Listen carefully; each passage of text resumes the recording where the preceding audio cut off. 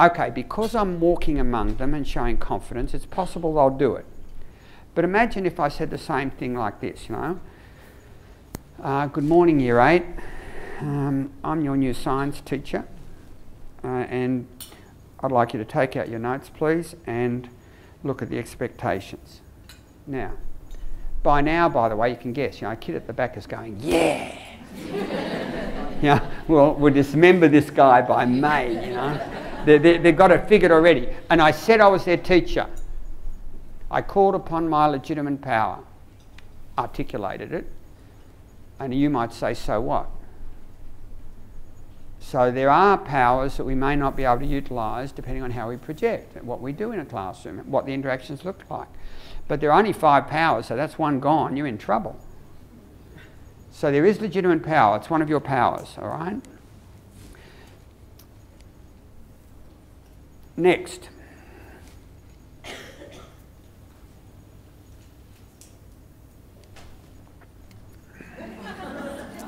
Yeah, people my age know more about this than people your age, but you arrive for your 3 o'clock appointment, there are 4 other people at the same time. You know, you wonder what that means exactly. You find out an hour and a half later. So why do we put up with this? They're experts, you can't get it anywhere else. So Absolutely. You need it, they've got it. Exactly. Absolutely. And that's right, that's called expert power. Nice choice of term. That's like you. You've got it, they need it. You know how to teach literacy, they need to read. You know how to teach, in my case, let's say physics, they need to get through to do medicine if that's what they're going to do or whatever they want to do. In other words, I've got something they need. Yeah. So what happens if the students, the learners, don't care if they read or care if they have more? You have no expert power. You are expert. Anyone here teach foreign languages? My condolences. Because normally, unless it's an elective, they walk in and they think, I mean, I failed French twice, right? You wouldn't want me in a French class. I'd be asked to leave within minutes, which is really what I would like to do, leave. So that you would reward me very nicely because I'd make sure of it. So a stronger question, well, what if they can't read in Year 8 science? That's a stronger question, isn't it? Because then I've got no expert power because they know. Has anyone ever gone into a class first day of the year and say, who can't do schoolwork? It's worth doing. It's scary.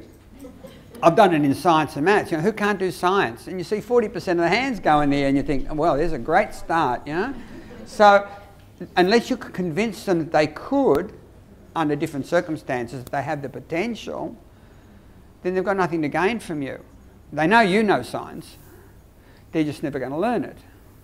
And that would mean, let's say, 2 powers out of 5 gone if you were not able to project your legitimate power and they couldn't read. So expert power is really a double-edged thing. Not only do you have to have the expertise and be seen to have them, they have to believe they can access them. Why would I wait in a surgeon's surgery if I couldn't pay the bill? He's not going to see me or she's not going to see me. So it's that kind of thing. Unless I can access those expertise, they're no benefit to me. So I will not subdue. You know, we used to do school because it was a meal ticket. And it was worth it. I don't know if you could say that now. I suppose you could.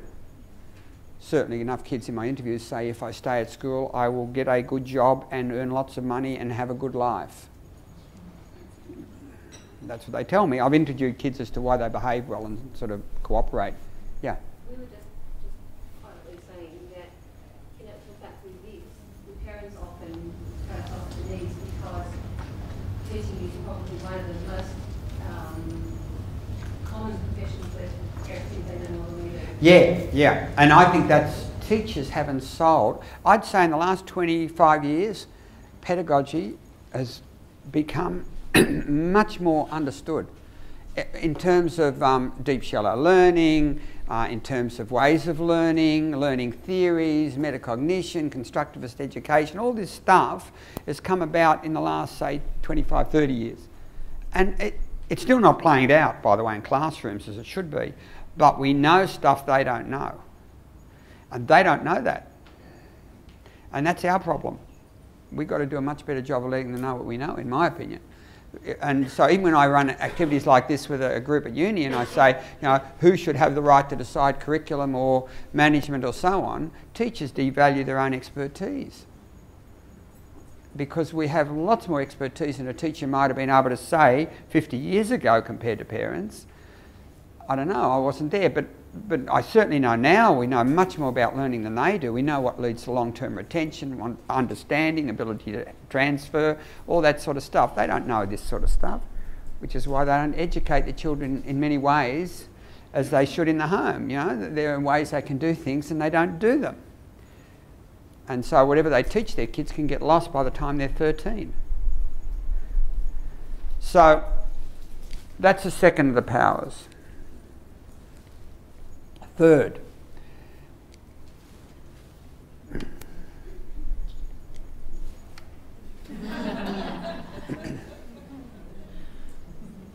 well, why? And we do, you know, which is why they're like that. Because if it didn't work, they wouldn't do it, right?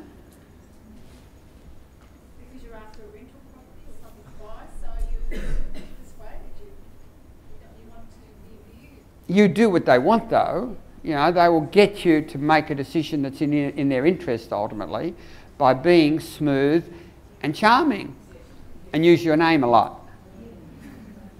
Most of us don't like being rude to somebody who's quite socially, you know, or being quite charming. Yeah, that could be part of it too. So you're not going to reject them, but are you going to be influenced by them? That's a better question. It's a kind of power. That's why they train them up in this stuff. You know, you wouldn't train people to use your name if it wasn't going to help. So they use your name knowing it's going to help them get what they want. I'll give you a better one.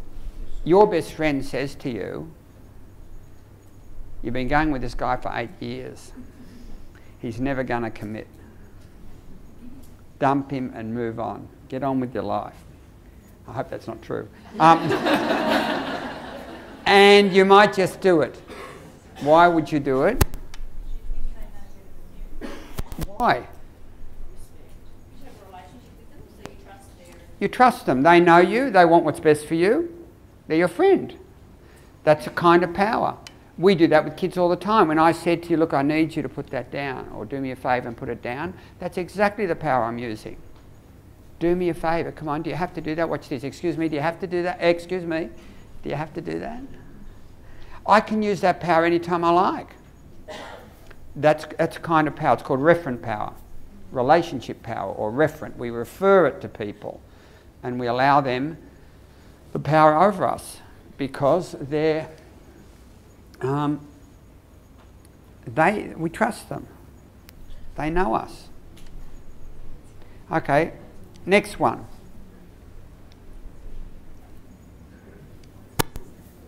This one's easy, by the way.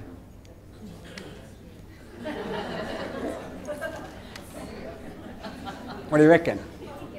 I can't ask you. No. Somebody else?